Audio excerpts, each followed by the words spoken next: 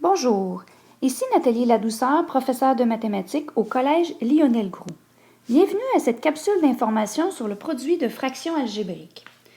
De façon générale, on peut dire que si nous avons la fraction a sur b multipliée par la fraction c sur d, le résultat s'obtient tout simplement en faisant le produit des deux dénominateurs. Donc, on obtient AC. Et au dénominateur, même chose, nous faisons le produit de B et de D, ce qui nous donne BD. Évidemment, ici, à condition que B et D soient différents de 0. Alors, prenons un premier exemple numérique. Considérons la fraction 2 tiers multipliée par 4 cinquièmes. On obtient le produit en effectuant le produit des deux numérateurs pour commencer. Donc, ici, 2 fois 4 va nous donner évidemment 8. Et au dénominateur, même chose, 3 fois 5 nous donne 15. Donc, ça, c'est un exemple simple, juste pour visualiser comment on procède. Maintenant, regardons un exemple avec de l'algèbre, exemple 2. Considérons la fraction algébrique 5x sur x moins 3 multipliée par la fraction 3 sur x plus 1. Alors, de la même façon, on va multiplier nos numérateurs. 5x et 3 va nous donner 15x. Et au dénominateur, x moins 3 et x plus 1, on les multiplie ensemble, c'est-à-dire on les met collés ensemble avec un produit à l'intérieur, comme ceci. Mais on ne va pas distribuer les éléments ici. Donc, on ne va pas multiplier, effectuer le produit, pour la simple et bonne raison que parfois, ça peut nous aider à faire des simplifications. Alors, je voudrais faire une petite remarque en passant concernant les simplifications. Je vous invite à consulter la capsule d'information sur la simplification de fractions algébriques. Et un petit rappel pour vous dire qu'on ne peut pas simplifier une partie d'un facteur. Comme ici, le facteur x moins 3, on peut le simplifier au complet parce qu'on a une multiplication. Si, mettons, on avait eu x moins 3, entre parenthèses ici au numérateur, on aurait pu simplifier. Mais on ne peut pas simplifier une partie du facteur. Donc, on ne pourrait pas simplifier, par exemple, le x ici avec le x qui est là, à cause du moins ou de l'addition que nous avons ici. Voilà, fin de la remarque. Considérons maintenant un autre exemple.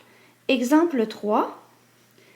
Considérons 3x multiplié par la fraction algébrique 2 sur x2 plus x. Alors, à prime abord, on peut penser qu'il ne s'agit pas de fraction algébrique pour la première, pour le 3x, mais il faut se rappeler que, sous-entendu, il y a toujours un sur 1 ici. Donc, même si 3x peut ne pas avoir de dénominateur, on le considère de la même façon.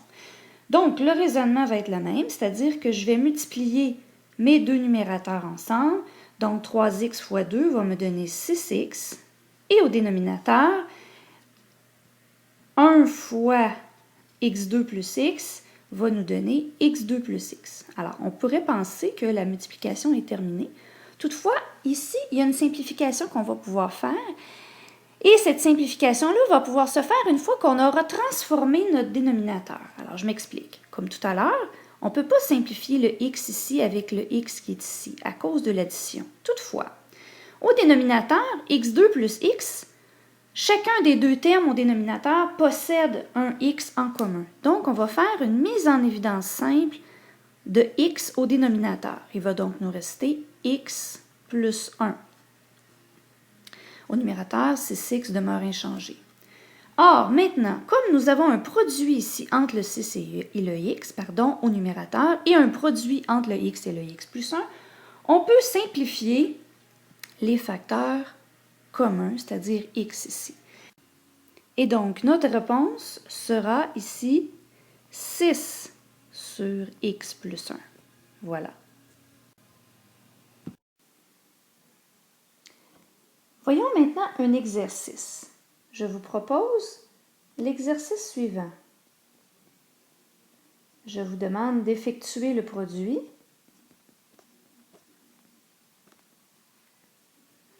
Alors, effectuer le produit de 5x2 moins 5, entre parenthèses, multiplié par la fraction x plus 1 sur x moins 1.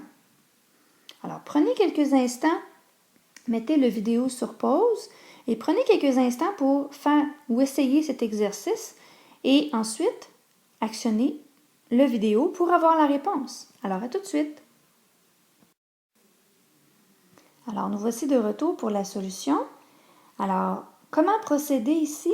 Bien, nous pouvons faire comme auparavant, c'est-à-dire effectuer le produit des deux numérateurs, soit la parenthèse 5x moins 5 et le facteur x plus 1. Alors, si nous effectuons le produit, nous obtenons 5x2 moins 5 multiplié par x plus 1. Nous n'effectuons pas le produit ici, ce n'est pas le but. Le dénominateur maintenant, comme tout à l'heure, sous-entendu, 5x2 moins 5 peut être identifié comme sur 1, ce qui nous permet maintenant d'effectuer le produit de 1 par x moins 1. Alors, évidemment, le dénominateur résultant sera x moins 1.